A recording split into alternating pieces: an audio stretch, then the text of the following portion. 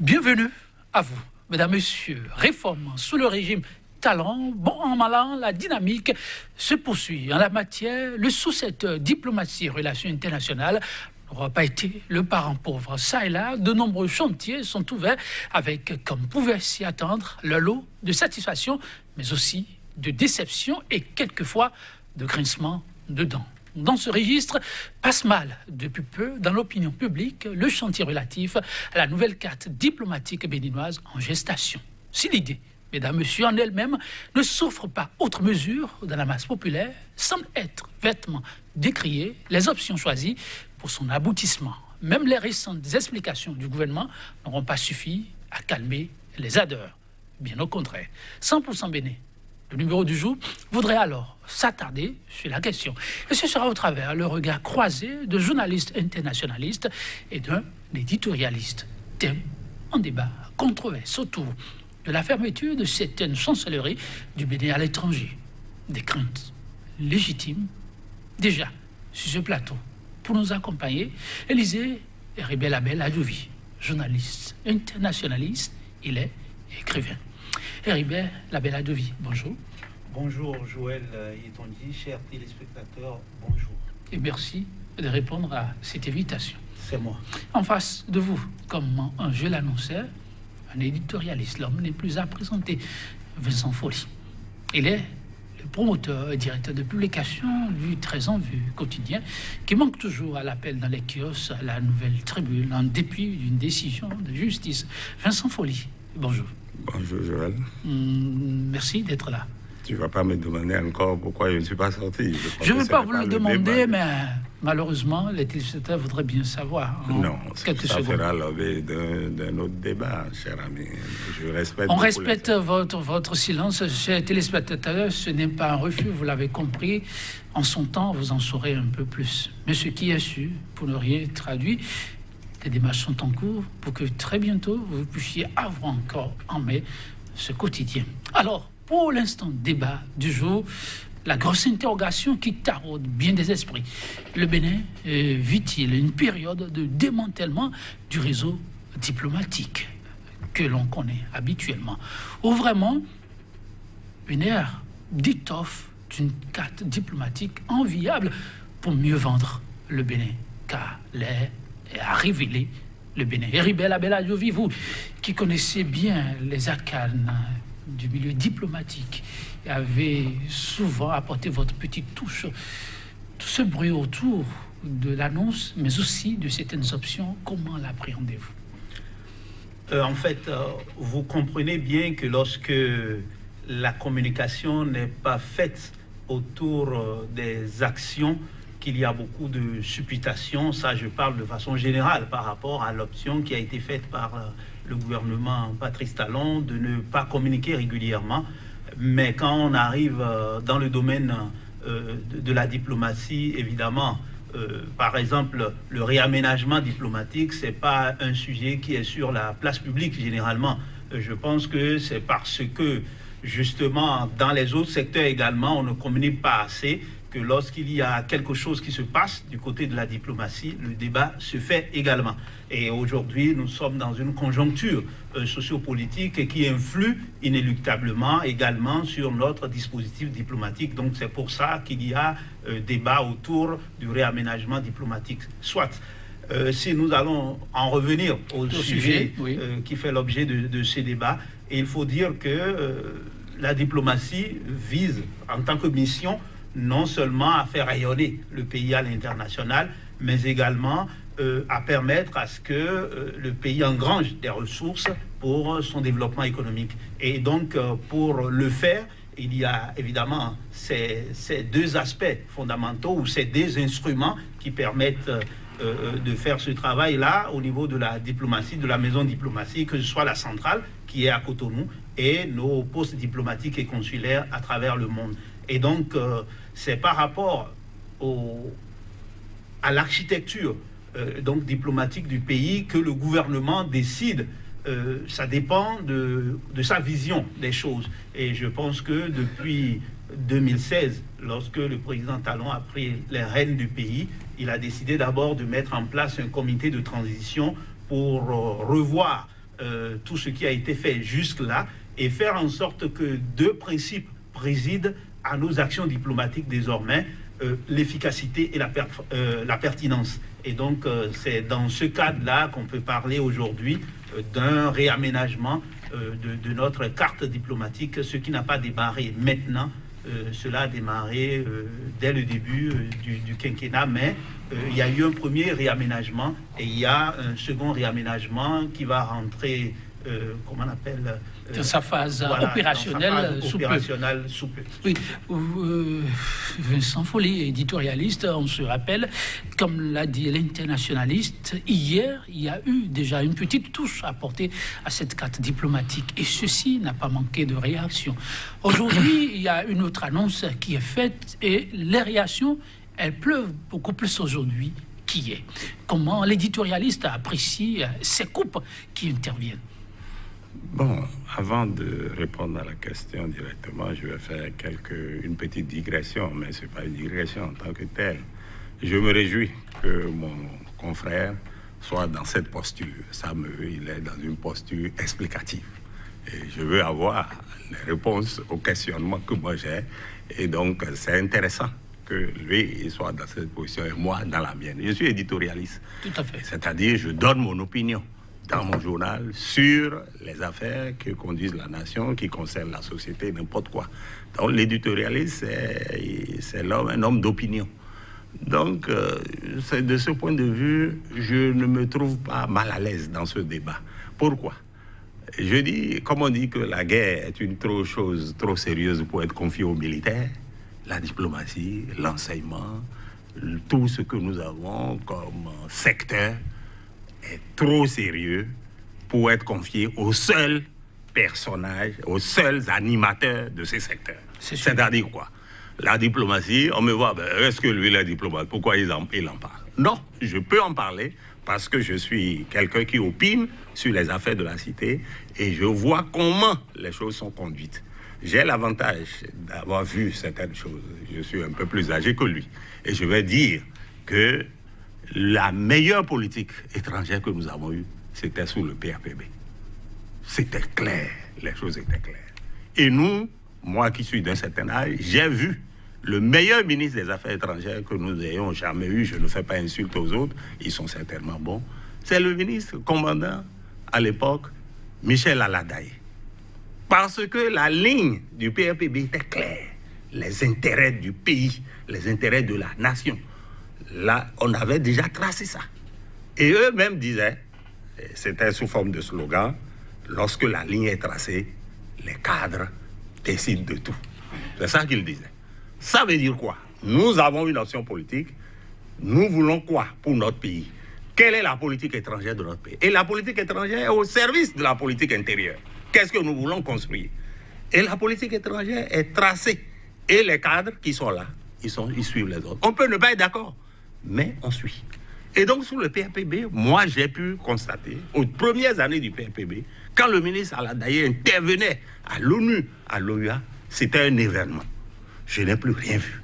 Depuis la conférence nationale, je n'ai pas vu de politique étrangère de notre pays. Vous n'avez pas été seul à être resté... Je vais répondre à la question. Mettons sur votre soif. Ils sont nombreux à ne plus vraiment sentir ce Bénin. Et c'est à raison que le gouvernement a décidé d'apporter sa touche. Oui, il a apporté sa touche. Rayonne davantage. Oui, et je dis, le débat actuel est né, modestement je le dis, à partir d'un article que nous avons écrit en ligne, heureusement que nous existions, et où nous avons dit qu'il y a un séisme dans le secteur diplomatique et qu'il y a des ambassades qui vont être fermées. C'est de là, il faut parler concret. Et je vais être très concret. Allez-y. Le Bénin a décidé de supprimer l'ambassade du Bénin à Ottawa. Ottawa, c'est la capitale du Canada. C'est l'une de nos ambassades où nous avons un siège qui appartient propre au Bénin. Ils ont décidé de supprimer. Ils ont décidé de supprimer l'ambassade du Bénin en Algérie, l'ambassade du Bénin à Téhéran, c'est-à-dire en Iran. Et voilà, nous avons dit, on a argumenté pour dire non, ce n'est pas sérieux. La diplomatie est au service d'une politique étrangère. Quelle est notre politique étrangère? Pour que nous puissions faire ça. Moi, je suis allé en France dans les années 2000 et on a dit, oh, vous parlez de précaré français. Ça n'existe plus. Nous, on a déjà évolué. Nous, c'est la coopération avec tous les pays. Nous sommes avec les anglophones. Et là, on le disait. Sous un régime, nous étions en 2000, sous un régime de, je crois, cohabitation, si je ne m'abuse, je peux me tromper. Je veux dire simplement que la France a une politique étrangère qui a été définie depuis le général de Gaulle. Le rayonnement de leur pays, l'accaparement des ressources dans certaines régions, et c'est clair. Ils changent, ils ont des bases françaises au Sénégal, ils en ont en Côte d'Ivoire. Eh bien, quand tous les régimes qui viennent, ça ne change pas. Cette politique de la France est la même. Et aujourd'hui, vous dites précaré. Non, nous, on a déjà diversifié. Nous, on a des relations. La France a plus de relations commerciales avec le Nigeria qu'avec tous les autres pays francophones. C'est dire quoi? Un pays a une politique étrangère et il utilise sa diplomatie qu'il met au service de cette politique étrangère qui répond à une certaine animation de la politique intérieure du pays. Qu'est-ce que nous voulons? Nous voulons des routes, nous voulons des hôpitaux. Qu'est-ce que nous pouvons faire? Est-ce qu'on peut supprimer l'ambassade du Bénin au Canada? Moi, j'ai des exemples et je vais vous donner. Je m'en arrête. On va écouter vos exemples tout à l'heure. Vincent Folly a fait le tour d'horizon en évoquant un certain nombre de principes partagés par tous, comme je le disais. Peut-être l'internationalisme démentira. Il est question de faire rayonner un État à partir de ses consuls à l'étranger et autres. Le Bénin n'aura pas changé de vision. Il est question aujourd'hui de faire en sorte que les répondants soient les meilleurs possibles, surtout pour l'avenir. Là-dessus, de votre position, pensez-vous que le Bénin est aujourd'hui en train de faire fausse route? Ce que je voudrais dire déjà, parce que Vincent Folly a parlé tout à l'heure du meilleur moment où la diplomatie béninoise a rayonné. Oui. Peut-être il a rectifié encore en disant que c'était au temps du ministre Michel Alade, et donc l'autre temps, c'est-à-dire tout le reste du temps, qu'est-ce qui s'est passé? Je pense que nous n'allons pas, je ne vais pas aller trop loin, mais pour le peu que je sais de la diplomatie béninoise depuis 1960 à ce jour, ce n'est pas forcément le meilleur moment où nous avons été le plus positionnés, parce que justement, même si la vision était claire, même s'il y avait un volontarisme de la part de certains des acteurs du PRPB en son temps, je pense qu'il y a eu également un impact négatif sur la diplomatie béninoise, tout comme les autres secteurs.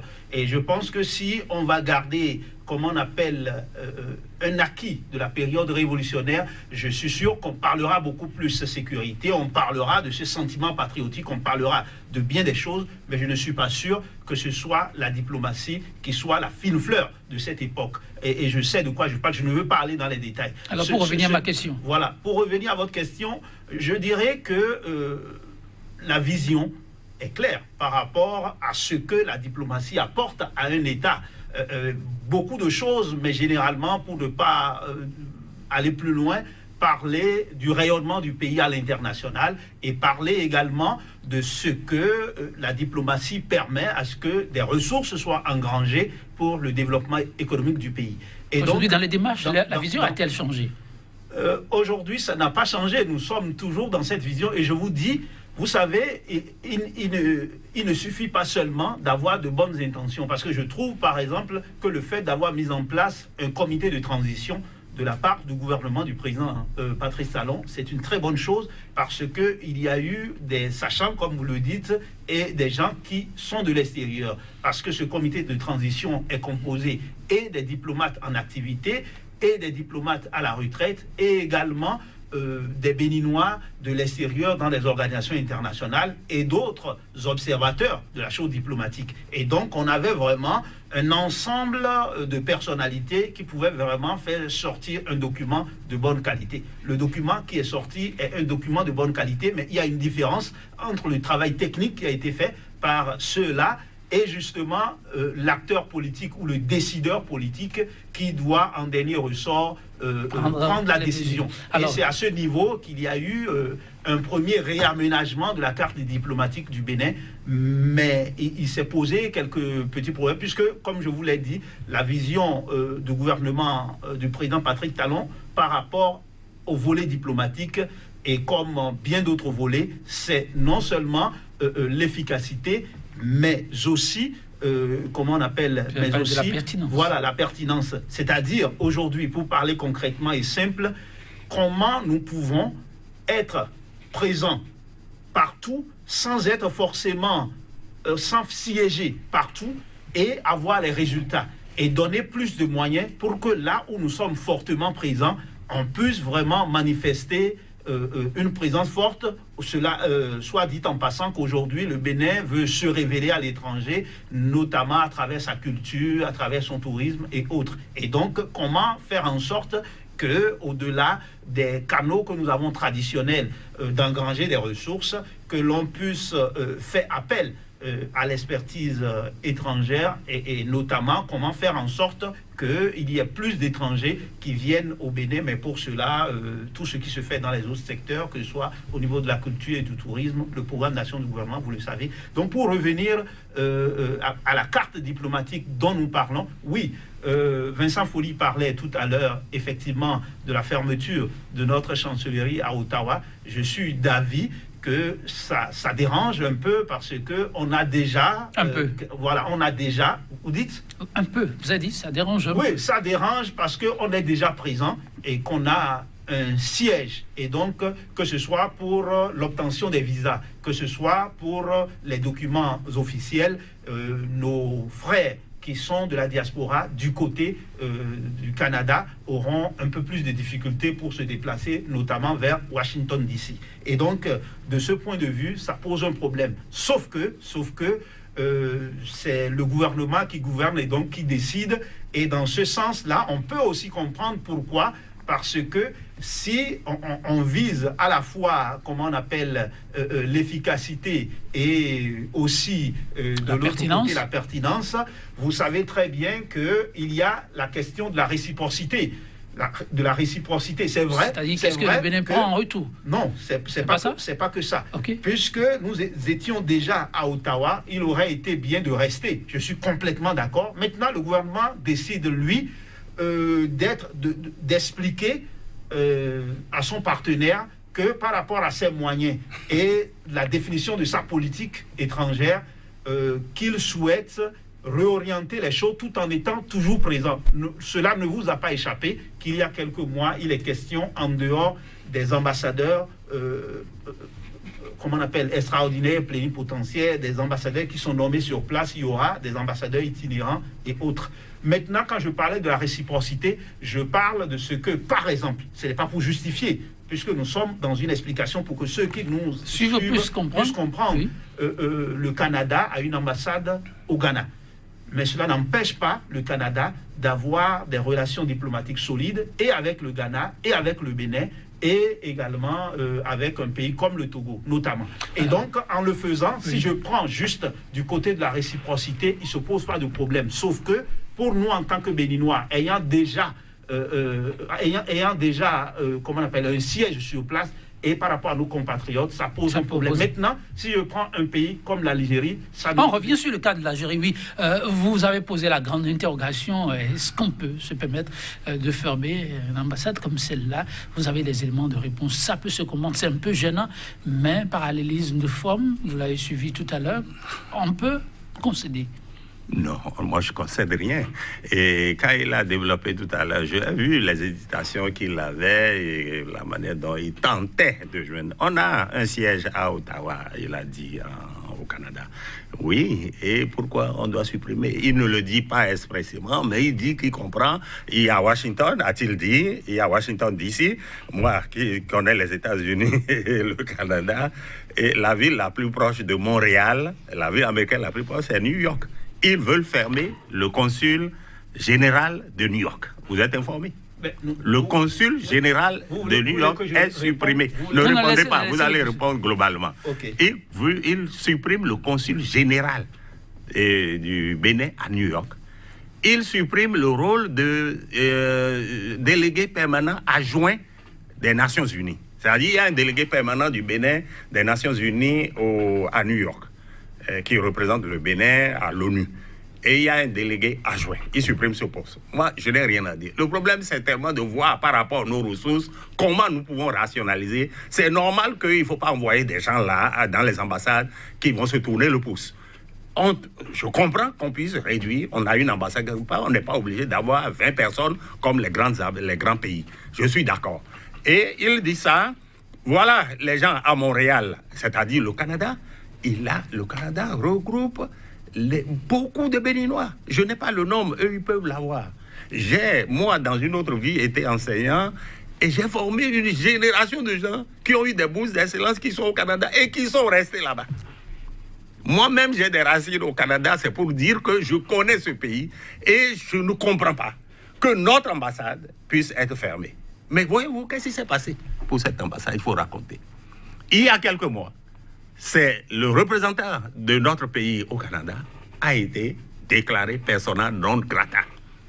Ça, on peut le dire aux téléspectateurs. Nous sommes des journalistes. C'est vrai? Il a été déclaré persona non grata pour harcèlement sexuel. Le gouvernement informé a rappelé ce dernier et l'a rapidement envoyé à Moscou. Et celui qui est à Moscou, on l'a envoyé au Canada.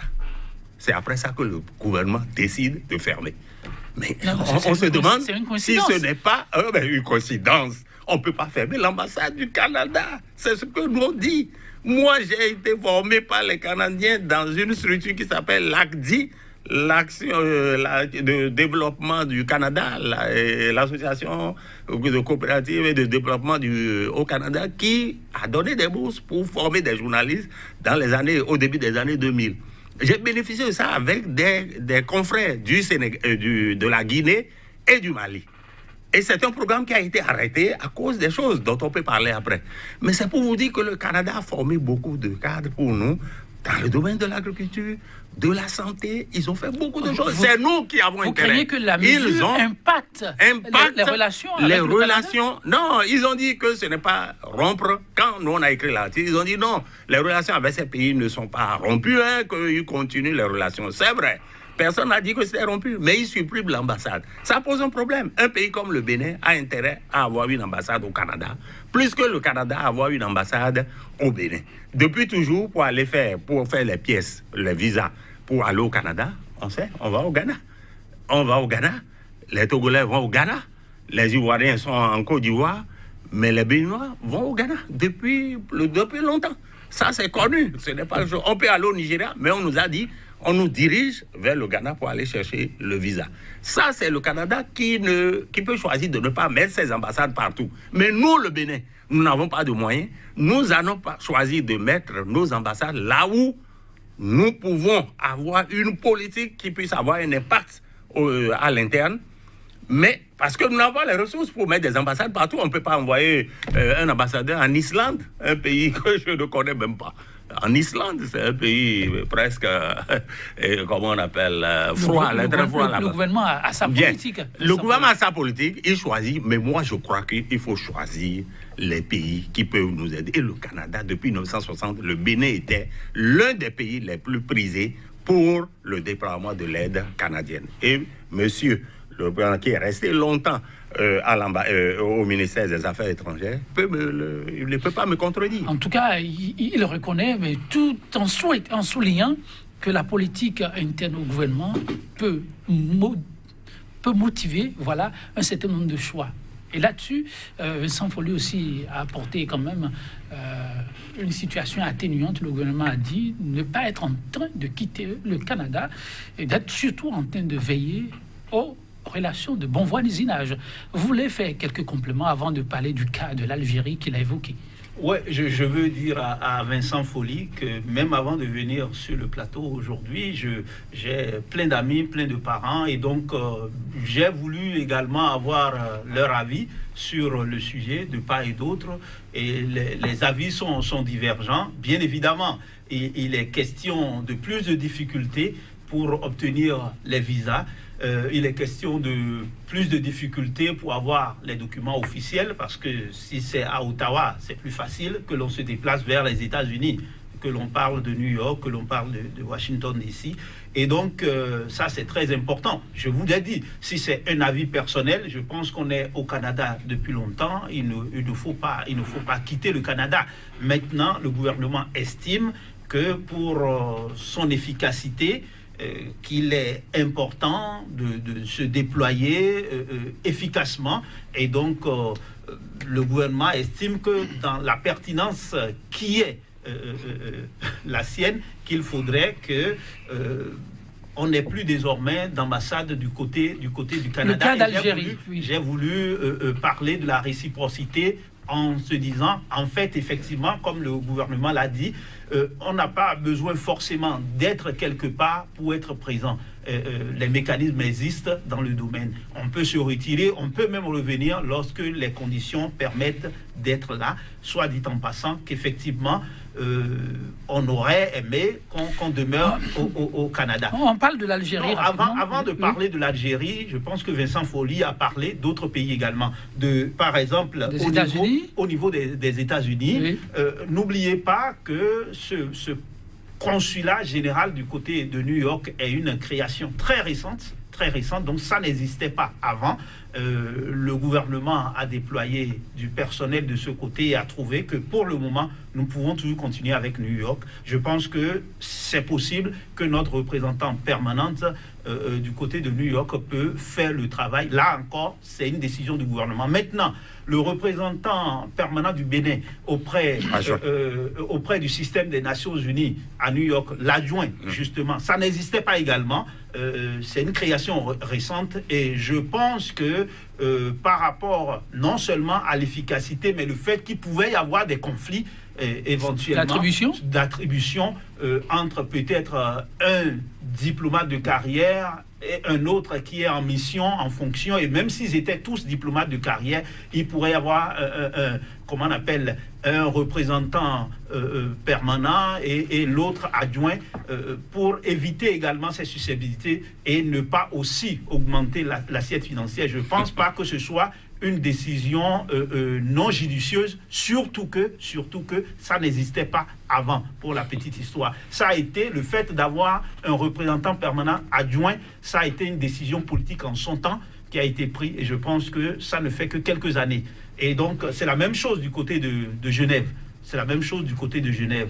Et donc, aujourd'hui, oui. Voilà. Donc, pour en arriver, que ce soit à Alger, que ce soit... Non, allons graduellement. Le cas d'Algérie, je vais plutôt écouter Vincent Folly. Oui, le cas d'Algérie. Ici, sont certains Béninois à s'attacher à ce cas, mais certains se demandent pourquoi l'Algérie suscite tant d'intérêt. Oui, avant de parler de l'Algérie, on peut citer les pays où on peut avoir des ambassades. Comme il est en train de dire, le gouvernement veut rationaliser. Mais le fond du problème est quoi? C'est la vision, c'est la politique étrangère qu'on veut. Qu'est-ce que nous voulons? Nous voulons des ressources pour notre pays. Nous voulons coopérer avec les autres. Nous voulons aussi, la diplomatie, c'est son rôle, de protéger les ressortissants. Il y a beaucoup de ressortissants au Canada, c'est ce que nous disons. Donc, en Algérie, quel est le problème? L'Algérie, c'est un pays qui est attaché au Bénin depuis des années. Sous le PRPB, c'est l'Algérie qui nous a aidés à créer la compagnie béninoise de navigation maritime. Lorsque nous avons décidé d'avoir une marine marchande, c'est l'Algérie qui nous a aidés. C'est la Cobinam, elle existe toujours, mais les Algériens nous ont aidés et puis après on nous a lâchés et cette société vivante. Nous ne savons même pas si nous avons encore une flotte. L'Algérie, j'ai interrogé des diplomates avant de venir. Dans les années où le ministre, l'ancien ministre qui est décédé maintenant au Conseil de la gouvernance, Moïse Vincent, qu'on enterre aujourd'hui. Et quand il voulait être à la FAO, directeur général de la FAO, c'est l'Algérie qui a pris la tête. Ça, il faut le savoir. L'Algérie a aidé le Bénin sous le PRPB, sous Kérékou II, à avoir du pétrole. Et le président a envoyé une délégation spécialement. Mais l'Algérie est en concurrence avec le Maroc. Et nous, notre intérêt, ce n'est pas d'entretenir cette concurrence et de l'élever. Vous savez que le Maroc, parallèlement, nous avons un ambassadeur au Maroc. Tout à fait. Qui a un nom spécifique. Et dès le départ, on l'a déjà nommé là.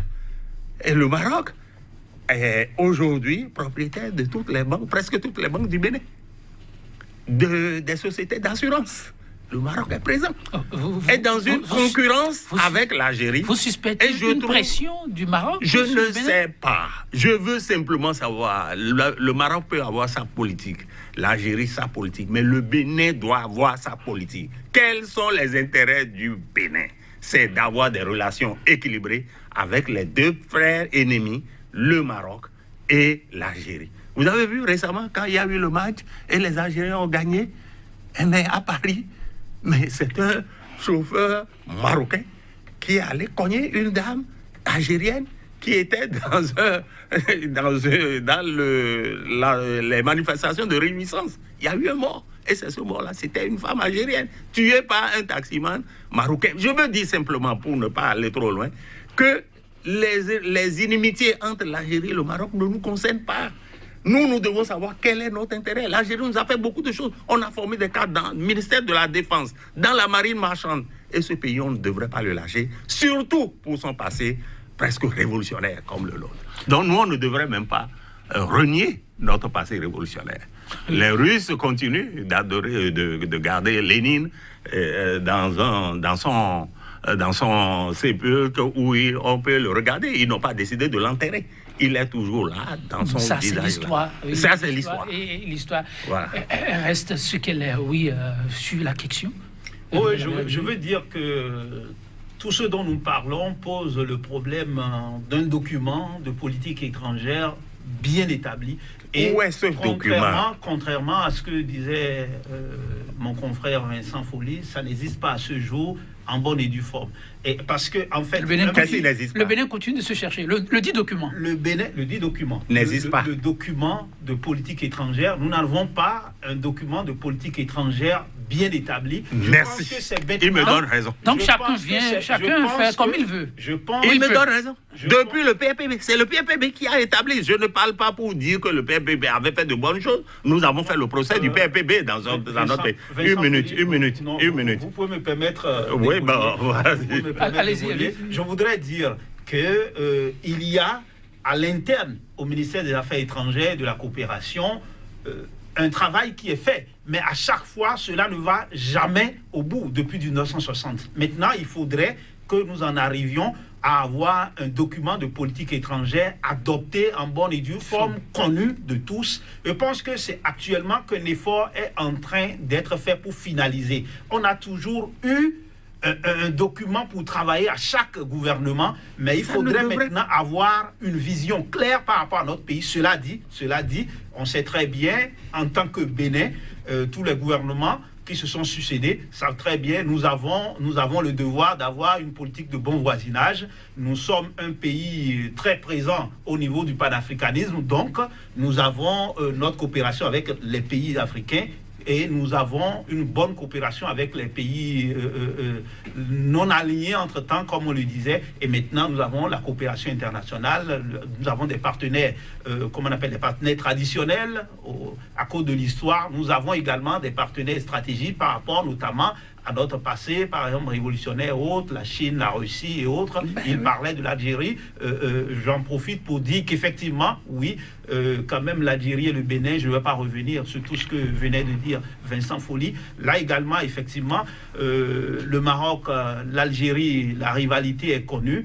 Nous avons une présence, toutes les fois qu'on a déjà une présence quelque part, c'est toujours dérangeant qu'on se sépare. Et puis l'Algérie par rapport au Bénin quand même c'est toute une histoire et c'est comme si on parlait également de tout ce qu'il y a eu à ce jour par rapport à Haïti. Ah oui. Donc c'est pour dire maintenant je pense qu'en dernier ressort, et vous le disiez il y a un instant, Joël Yetondié, c'est le gouvernement qui définit sa politique, mais c'est important quand même qu'on ait une boussole claire, on ait une vision claire et des objectifs bien spécifiques. Le fait qu'on n'en a pas de façon claire et que sur certaines questions on ne s'entende pas sur l'essentiel, je pense que ça se pose comme problème. Et donc, non, je ne vais pas refaire le débat. L'Algérie, je pense qu'on pourrait y être et y demeurer. Il me donne tellement raison. Maintenant, je suis d'accord qu'effectivement, si ce n'est pas cette affaire de rivalité Maroc-Algérie, qu'on ait une ambassade au Maroc, qu'on l'ait en Algérie, les pays sont frontaliers. Maintenant, à cause de la rivalité et bien d'autres choses, ça aurait été bien de rester au Maroc comme en Algérie. Mais, une fois encore, c'est le gouvernement par rapport à ces deux objectifs principaux que sont et l'efficacité et la pertinence qui estime que l'Algérie, on peut pour le moment se retirer. Ça, il faut le préciser, on peut pour le moment se retirer, quitte à ce que par rapport aux objectifs qu'il s'est fixés, de faire révéler le Bénin que très prochainement, que le Bénin revienne. Encore que, précision pour précision, jusque-là, la décision n'est pas complète, les négociations se poursuivent, les réflexions se poursuivent et on attend certainement... Tout à fait. Et à ce sujet, il a été dit que Canet ou une boîte est restée disponible pour tous ceux-là qui pensent à apporter une quelconque contribution pour améliorer ce qui est en train d'être fait. Donc l'éditorialiste et bien d'autres qui pensent pouvoir apporter une quelconque contribution pour que cette marche soit une marche réussie, peuvent taper aux portes du ministère des Affaires étrangères. Non, moi je n'ai pas de problème avec ce ministère. Nous tapons, nous nous informons et on n'écrit rien sans demander leur avis. Cela dit, je veux que le confrère me donne acte. C'est pas pour me réjouir de ce que sur l'Algérie, sur le Canada, nous sommes d'accord que ça pose problème. La suppression des... Ce n'est pas une décision qui est en voie d'être prise. Ça a déjà été pris. Le 31 juillet, on ferme l'ambassade d'Algérie. On ferme l'ambassade du Canada. Non, ferme le consulat. Je termine. Non, ne me prends... Il ne vous reste que quelques minutes. Allez-y. Et on va fermer le consulat général de New York. Je connais cette ville, sa proximité avec le Canada. On ferme ça, alors qu'on est en train de fermer l'ambassade du Bénin à Ottawa. Maintenant, ce que je ne vous dis pas, ce que je vais vous dire maintenant, c'est très important. Le gouvernement avait déjà annoncé, lui l'a dit, dès le départ, qu'il veut revoir la carte. Et on attendait de voir quels sont les pays qui seraient intéressés. Et nous avons été surpris d'apprendre qu'il voulait fermer l'ambassade du Bénin au Niger. Et c'est le président du Niger qui lui a dit, vous fermez, moi j'irai au Togo, j'irai au Ghana, j'irai en Côte d'Ivoire, et je ne viendrai plus chez vous. Le Niger, c'est notre porte de sortie. On a construit là l'ambassade du Bénin au Niger. Et je me suis informé avant de venir, il y a même au sein de l'ambassade un pavillon réservé au président de la République s'il va en visite là-bas. La porte naturelle pour l'océan, c'est nous qui sommes la porte naturelle pour le Niger. Avec le Niger, nous devons avoir les meilleures relations possibles. Ils ont le pétrole, ils ont l'uranium, et c'est le Bénin qui est la porte de sortie la plus facile. On voulait fermer. C'est maintenu. Maintenant, ça a été maintenu. Oui. Ça veut dire que les débats que nous faisons sont utiles et ça permet aux gens de rectifier le tir. J'espère qu'ils vont rectifier le tir par rapport à un dernier pays, le Cuba. Ils ont fermé pendant au moins 1 an et Cuba a protesté. Cuba, non, le pays qui est Cuba, là, c'est un pays qui doit être cher au Bénin. Ils ont formé des médecins. Ils ont formé beaucoup de cadres. Ça va. Oui, ils ont repris. C'est-à-dire, après avoir fermé, ils ont fait ça. Il nous reste quelques minutes. Je voudrais vraiment vous écouter sur le cas Iran, où les réactions sont aussi... Non, on peut penser tout ce qu'on veut par rapport à l'Iran. Oui. C'est un grand pays du Golfe Persique. On peut avoir on a des ambassades. On a une ambassade à Koweït. On en a en Arabie Saoudite. Mais on ne peut pas fermer Téhéran. Chaque année, l'Iran organise des foires derrière nous, là, derrière vous ici. Chaque année. Donc c'est un pays dont le président est venu ici, Ahmadinejad, est venu ici sous le président Yahi et proposait même de nous offrir, je crois, de l'électricité pour un certain nombre de mégawatts. Mais nous allons fermer cette ambassade dans un pays qui est en guerre contre le pays le plus envahissant du monde, à travers les États-Unis. Nous, on est intéressés par ce qui se passe en Iran. C'est un très grand pays qui vit sous la sanction. Et on va fermer cette ambassade et nous ne serons pas présents en Iran, mais on sera en Turquie.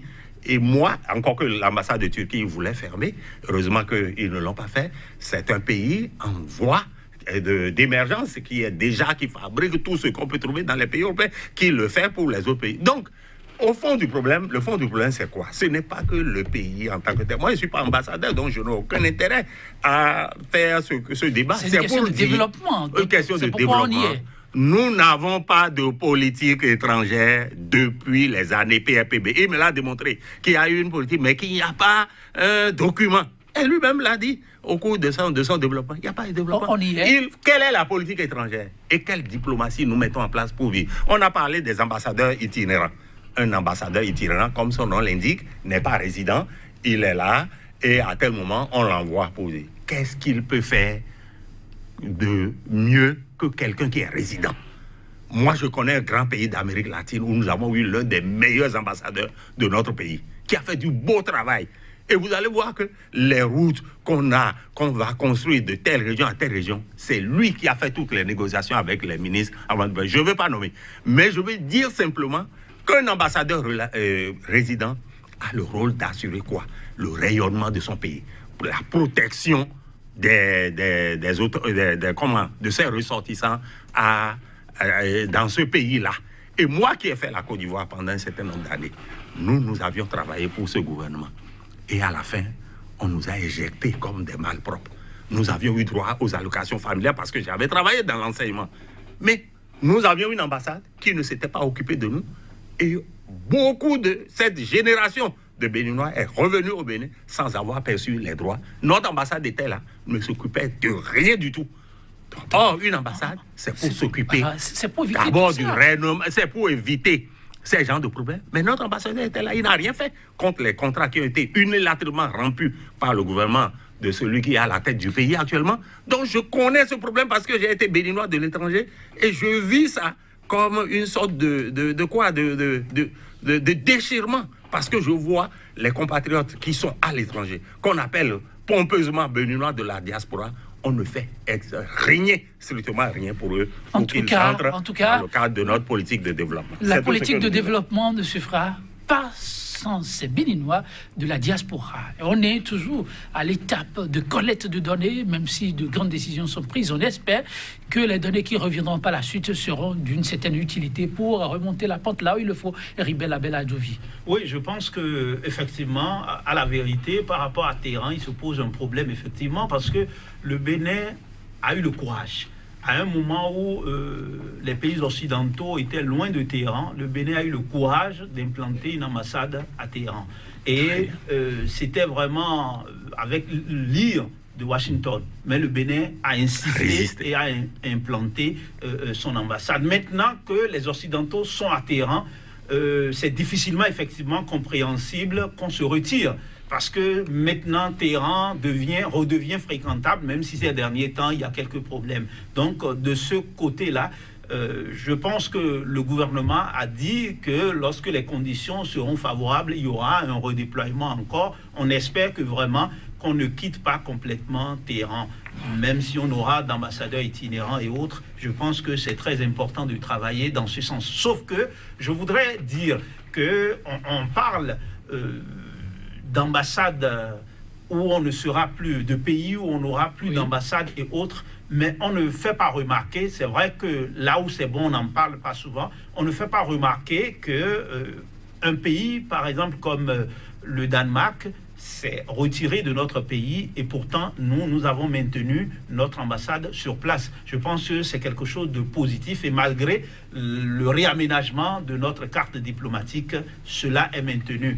Pour les autres pays, je pense que Vincent Folly a eu l'honnêteté de reconnaître que même s'il y a eu des discussions, que ce soit le Niger et bien d'autres pays, Cuba et autres, on y est, et je pense que c'est justement les réflexions des uns et des autres qui peuvent permettre à ce que nous évoluions, puisque de toutes les manières, c'est notre pays à tous. Au-delà de ça, il est très important quand même de comprendre que le Bénin n'est pas isolé et que même les grandes puissances ne peuvent pas être partout d'ailleurs, et donc qu'il faut, c'est très important ce travail-là, parce que ce débat que nous faisons aujourd'hui peut faire noyer ce qui a été fait au début de l'arrivée du président Patrice Talon par rapport à ce comité de transition. C'était très important et il va falloir que les conclusions vraiment de ce comité de transition soient revues pour une meilleure efficacité de notre diplomatie. Non, ma conclusion, je dirais simplement que il est temps que nous ayons une vision claire de comment nous voulons rayonner à travers le monde. Et je pense que le Bénin va être révélé, mais pour être révélé, il faudrait que ce soit ensemble. Donc, merci à vous. Oui, votre mot de la fin. Oui, et le mot de la fin, je crois que nous sommes tombés d'accord sur presque tout, sauf que lui il est dans l'explication et moi je suis dans la dénonciation et la revendication de ce qui peut aller dans le sens des intérêts de notre pays. Cela dit, c'est-à-dire la vision que le gouvernement a de la diplomatie, c'est une vision pour le moins minimaliste. Nous n'avons pas de ressources, il faut faire des économies, il faut faire... Non, c'est faux! C'est faux. Les grands pays du monde ont des ambassades presque partout. Quel intérêt les États-Unis ont à avoir une ambassade au Bénin, au Togo, en Côte d'Ivoire et partout? Alors qu'ils sont, parce qu'ils veulent rayonner dans le monde. Et le Bénin qui a un peu de moyens, avec le peu de moyens que nous avons, nous pouvons rayonner dans le monde en utilisant les ressources. Pas en allant surcharger les ambassades. Lui peut reconnaître que sous un ministre donné, on a envoyé des gens un peu partout. Il faut faire en sorte de rationaliser les ressources, non pas en recherchant des économies là où il n'y a pas, ça fait un peu misérabiliste. Merci, mesdames, messieurs. Merci à vous, Heribert Abel-Adovi, chers téléspectateurs. Ce sera tout pour l'émission du jour, ce qui se veut juste une contribution autour du débat qui se mène actuellement. Que faut-il faire pour permettre au Bénin de mieux se positionner? C'est la grosse interrogation, vaille que vaille. Le Bénin poursuit les réflexions avec ses gouvernants, mais chaque citoyen a aussi sa pierre à apporter. La nôtre, nous l'apportons de cette façon. 100% Bénin pour le numéro de jour, ce sera tout. Je fausse compagnie sur cette citation du philosophe et écrivain français Jean-Paul Sartre. Je le cite. Plus clair, la lumière, plus sombre, l'obscurité. Il est impossible d'apprécier correctement la lumière sans connaître les ténèbres. Merci et bonne suite de méditation chez vous. À très bientôt.